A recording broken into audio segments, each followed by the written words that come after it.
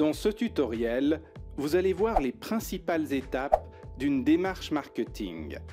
Nous aurons un aperçu des éléments suivants: la segmentation, le ciblage, le positionnement, l'analyse SWOT, le marketing mix, le plan marketing, la matrice BCG, les 5 forces de porteur et l'analyse des résultats. Commençons par la segmentation. Plutôt que de ratisser large en visant l'ensemble de votre marché avec des résultats médiocres, vous pouvez découper votre marché en segments et améliorer votre performance. Un segment est un groupe homogène de personnes enclins à utiliser vos produits et attractifs en termes de chiffre d'affaires. La segmentation sera effectuée en cherchant des caractéristiques homogènes partagées par un nombre signifiant de personnes. Soit des caractéristiques comme leurs besoins spécifiques, leurs données socio-démographiques, géographiques ou encore leur comportement d'achat. Évidemment, il faudra veiller à ce que chaque segment ait une taille critique et qu'il soit rentable pour être légitime. Vous pourrez ainsi adapter votre offre et votre communication à chaque segment que vous avez identifié. Illustrons ceci avec un exemple simple. Si vous êtes un spa, vous pouvez segmenter votre marché de la manière suivante: la clientèle féminine jeune qui souhaite un moment de bien-être, la clientèle féminine senior qui désire avoir des soins de beauté, les femmes actives qui aimeraient se détendre ou encore les hommes qui souhaitent éliminer leur stress. Validez ensuite que chaque segment est opérationnel, c'est-à-dire qu'il est facile de le cibler et que sa taille est suffisante pour dégager un profit intéressant. Maintenant, il ne vous reste plus qu'à personnaliser l'offre. Des massages pour la clientèle féminine jeune en recherche de bien-être, des prestations de soins de la peau pour les dames plus âgées qui cherchent des prestations de beauté, un séjour thermo pour les femmes actives qui veulent se détendre et un séjour relaxant pour les hommes stressés. La segmentation vous permet de créer l'offre parfaitement adaptée à chaque segment du marché que vous visez pour optimiser vos efforts marketing. Plus vous concentrez vos efforts sur une cible précise, plus la productivité de vos investissements marketing sera élevée. Tout l'enjeu consiste à déterminer un cœur de cible clair, identifiable et atteignable qui veuille acheter vos produits. Alors, comment définir votre cible marketing ? Une partie de la réponse se trouve dans la segmentation, c'est-à-dire le groupe homogène de personnes de votre marché le plus enclin à utiliser vos produits. Mais vous pouvez aussi examiner les points communs de vos meilleurs clients actuels pour déterminer votre cœur de cible. C'est le moment de créer un portrait de votre client idéal, aussi nommé avatar ou persona. Il s'agit de dresser le profil de ce client pour mieux le cibler, le comprendre et le convaincre. Commencez par donner un nom à votre client idéal pour mieux vous le représenter. Ensuite, identifiez tous les critères socio-démographiques de votre client. Cela permettra d'affiner votre ciblage, c'est-à-dire le sexe, l'âge, la composition du ménage, le lieu où il ou elle réside, sa profession et son niveau d'études. Trouvez ses centres d'intérêt principaux et secondaires. Identifiez sa consommation des médias. Faites l'inventaire de ce qu'il ou elle lit, les livres mais aussi les magazines ou les journaux. Les émissions qu'il regarde ou écoute, les influenceurs ou leaders d'opinion qu'il suit et les films qu'il aime. Demandez-vous quels sont les rêves et désirs cachés de votre client. Que souhaite-t-il atteindre, devenir ou surmonter? Enfin, trouvez les problèmes et les obstacles qui se dressent devant votre client et l'empêchent d'atteindre son objectif. Demandez-vous ce qui le retient de vivre pleinement et sereinement. Quels sont les soucis qui l'empêchent de dormir la nuit? Maintenant que vous avez dressé le portrait ou l'avatar de votre client, vous disposez de tout ce qu'il faut pour le cibler. Il ne vous reste qu'à le convaincre, lui procurer de la valeur pour son plus grand bénéfice et le vôtre. Pour être distinctif, relevant et devenir incontournable, vous devez occuper une place de choix dans l'esprit de vos consommateurs. C'est là qu'intervient le positionnement marketing. L'esprit humain caractérise et catégorise tout ce qu'il considère pour traiter le plus d'informations possible. En tant que stratège marketing, vous allez contrôler la manière dont vous êtes perçu par vos clients, en vous positionnant sur un angle qui vous différencie de vos concurrents. Prenons un exemple simple. Lorsque les ingénieurs automobiles ont créé la direction assistée, les constructeurs pouvaient positionner leurs véhicules pourvus de direction assistée de différentes manières, soit en adoptant l'aspect sécuritaire ou en choisissant l'angle du confort de conduite amélioré. C'était un exercice de positionnement. Alors, comment vous positionner ? Identifiez les 2 dimensions qui comptent le plus pour vos clients et pointez les attributs de vos produits qui répondent le mieux à ces besoins. Vous pouvez vous aider d'un mapping sur lequel vous placerez les 2 dimensions et tous les produits concurrents. Il ne reste plus qu'à trouver une position unique qui vous différenciera du reste du peloton. Ce sera votre positionnement marketing. Une analyse SWOT est un diagnostic pour mieux identifier vos options stratégiques et vos actions marketing. SWOT est un acronyme anglais qui signifie force, strengths, faiblesse, weaknesses, opportunités, opportunities et risques, threats. Vous allez déterminer le contenu de ces 4 facteurs pour obtenir le diagnostic et décider de vos actions. Les forces, ce sont les domaines dans lesquels vous êtes objectivement meilleur que la moyenne des autres acteurs de votre secteur. Vos forces peuvent être constituées de barrières à l'entrée comme des savoir-faire que vous avez, des brevets ou tout autre avantage qui vous donne une avance. Les faiblesses, ce sont les domaines dans lesquels vous êtes objectivement moins bon que vos concurrents. Vous pouvez aussi identifier des lacunes ou d'autres manquements comme des limites de ressources. L'analyse de vos forces et faiblesses constitue les facteurs internes à votre activité. Vous allez ensuite analyser les facteurs externes, c'est-à-dire vos opportunités et vos risques. Les opportunités, ce sont les leviers extérieurs sur lesquels vous appuyez pour obtenir un avantage ou une nouvelle perspective de croissance. Cela peut être l'ouverture d'un nouveau marché. Les risques, ce sont les menaces externes qui pèsent sur votre croissance ou même l'intégrité de votre activité. Par exemple, des règlements, des évolutions technologiques ou des nouveaux concurrents. Vous avez maintenant l'analyse SWOT complète. Prenons un exemple simple. Vous êtes plombier indépendant en milieu de carrière. Vos forces, c'est votre expertise technique, votre curiosité pour les nouvelles technologies et votre réputation bien établie. Votre faiblesse, c'est surtout votre état physique qui vous empêche de travailler davantage et plus vite. Les opportunités, ce sont les nouvelles solutions technologiques de plomberie qui arrivent sur le marché et que vous connaissez déjà, comme les boîtiers pour détecter les fuites d'eau à distance. Les risques, ce sont les nouveaux entrants, les jeunes plombiers qui travaillent plus vite, font davantage de volume et parfois cassent les prix pour combler leur manque de réputation. Basé sur ce diagnostic, vous pourriez choisir de vous orienter sur un nouveau créneau porteur comme la plomberie connectée en devenant spécialiste du domaine, ce qui vous permettra d'augmenter vos tarifs, de créer une barrière à l'entrée et peut-être même de vous ménager physiquement. Qu'est-ce que le marketing mix ? Il s'agit de la combinaison des composants de la commercialisation d'un produit. À l'origine, il y avait 4 composants, les 4 P du marketing que voici.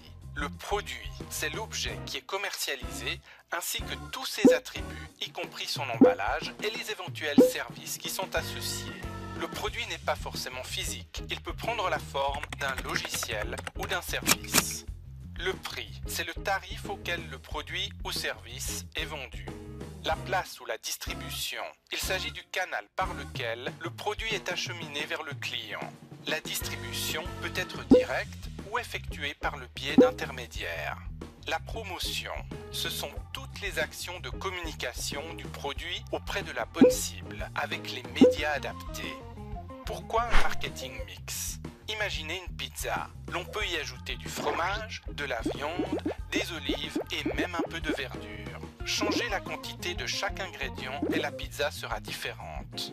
L'enjeu est de les mélanger pour aboutir à une succulente pizza. Le marketing mix est pareil. Chaque composant que vous modifiez influence le tout.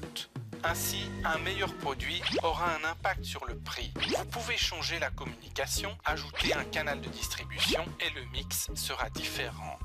L'enjeu consiste à trouver le marketing mix optimal pour maximiser les ventes en améliorant les marges. En résumé, les 4 composantes de base du marketing mix sont le produit, le prix, la promotion et la place ou la distribution. Le plan marketing magique. Après avoir fait un bilan complet de vos activités, de l'état de votre marché et défini les forces sur lesquelles vous appuyez, les faiblesses à améliorer, les risques dont il faut tenir compte et les opportunités à exploiter, définissez votre objectif quantifiable et mesurable.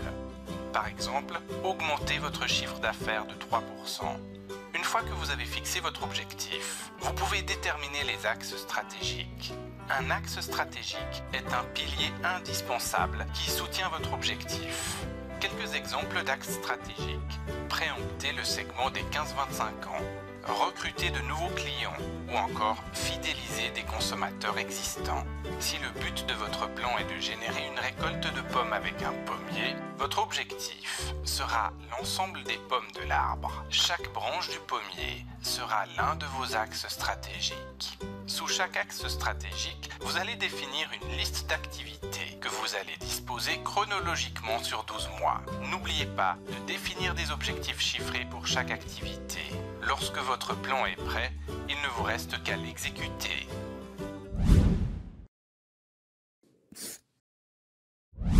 Comment justifier sur quel produit vous allez allouer vos ressources? Vous pouvez utiliser la matrice du Boston Consulting Group, aussi appelée matrice BCG, inventée par Bruce Henderson. Sur un premier axe, placez la part de marché relative de chaque produit. Vous divisez simplement votre part de marché par celle du leader ou du numéro 2 si vous êtes leader afin d'obtenir la part de marché relative. Les produits leaders auront une part de marché plus importante. Viendront ensuite les suiveurs. Sur le second axe, vous placerez le taux de croissance du marché. Soit le marché croît faiblement, il stagne, soit il est en croissance. Vous pouvez ainsi placer vos produits en fonction de leur part de marché relative et de la croissance de leur marché respectif. La taille des bulles représente la contribution en chiffre d'affaires de chaque produit. Vous obtenez ainsi une matrice sur laquelle vous pouvez représenter 4 cadrans qui indiquent l'aptitude de chaque produit à générer des liquidités en fonction de la croissance de son marché et de sa part de marché relative. Si vous vous situez sur un marché en croissance et que vous êtes leader, vous avez une vedette. Le produit nécessitera des ressources et des investissements pour poursuivre sa croissance. Si vous êtes leader mais que le marché stagne, vous avez une vache à lait. Ce produit demande peu de moyens et génère beaucoup de cash. Si vous vous situez sur un marché en croissance mais que vous avez une mauvaise part de marché, vous avez un dilemme. Sans investissement important, vous ne gagnerez pas de part de marché. Si vous êtes sur un marché en stagnation et qu'en plus vous avez une petite part de marché, vous avez un poids mort. Il n'y a pas de croissance sur ce marché, sur lequel vous n'êtes pas leader. Délaissez les poids morts. Utilisez les vaches à lait pour financer les dilemmes afin d'en faire des vedettes. Michael Porter, auteur du livre L'avantage compétitif, a créé un modèle qui redéfinit la notion de concurrence. Il s'appuie sur 5 forces qui influent sur vos affaires. 1. Le pouvoir de négociation des clients, plus ou moins grand selon leur nombre et leurs forces respectives. 2. Le pouvoir de négociation des fournisseurs. Il varie s'ils sont nombreux, s'ils ont un savoir-faire unique ou s'il existe une autre offre similaire. 3. La menace des produits de substitution. Ce sont les alternatives à votre offre, comme Uber qui se substitue au taxi traditionnel. 4. Le risque de nouveaux entrants sur le marché. C'est l'arrivée d'un nouveau concurrent comme Tesla sur le marché automobile. 5. l'intensité de la rivalité entre les concurrents. Plus cette rivalité est vive, plus le marché est difficile. L'on parle aussi d'une sixième force. Elle est définie par les normes, les règles et la législation qui influencent également les affaires. Cette force ne figure toutefois pas dans le modèle original de Porter. L'évaluation de la structure de ces forces va vous permettre de définir les grands axes stratégiques. Vous allez capter des profits en évitant qu'ils ne soient grignotés par l'influence des forces qui règnent sur votre marché. Alors comment utiliser le modèle des 5 forces de Porter?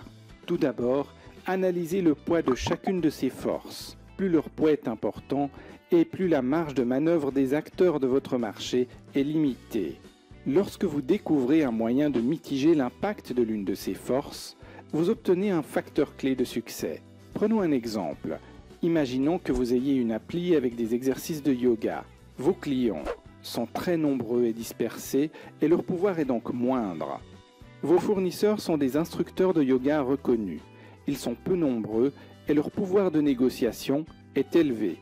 Les produits de substitution sont des livres, des autres vidéos de yoga sur YouTube ou même des cours privés. Leur pouvoir est important. Le risque de nouveaux entrants sur ce marché. De nouvelles applis peuvent apparaître, mais vous avez l'avantage d'être déjà connu. Leur pouvoir est donc moyen. L'on dira que l'intensité de la rivalité des concurrents sur ce marché du yoga est moyenne. En regardant le résultat, vous pouvez hiérarchiser les 5 forces de Porter et mitiger chacune d'elles. Par exemple, les forces les plus importantes. Comment mitiger la force des produits de substitution? En créant vous-même un avantage compétitif, en vous spécialisant dans un domaine en vogue comme le yoga pour les professionnels stressés. Là, vous avez moins de concurrents et votre spécialisation est un facteur clé de succès. Et comment mitiger la force des fournisseurs? En créant un label de qualité que les profs de yoga pourront faire valoir, étant sélectionnés comme partenaires de votre appli. Ils perdent le label s'ils arrêtent de collaborer avec vous. Cela équilibre les forces et vous procure de la notoriété. Évidemment, vous pouvez trouver d'autres facteurs clés de succès.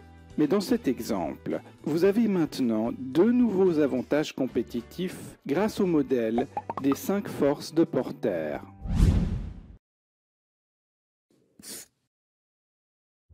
Au début de votre démarche marketing, vous aurez défini des indicateurs clés de performance de votre activité, ainsi que des objectifs pour chaque indicateur. Vous allez les suivre et mesurer constamment vos progrès par rapport à votre objectif.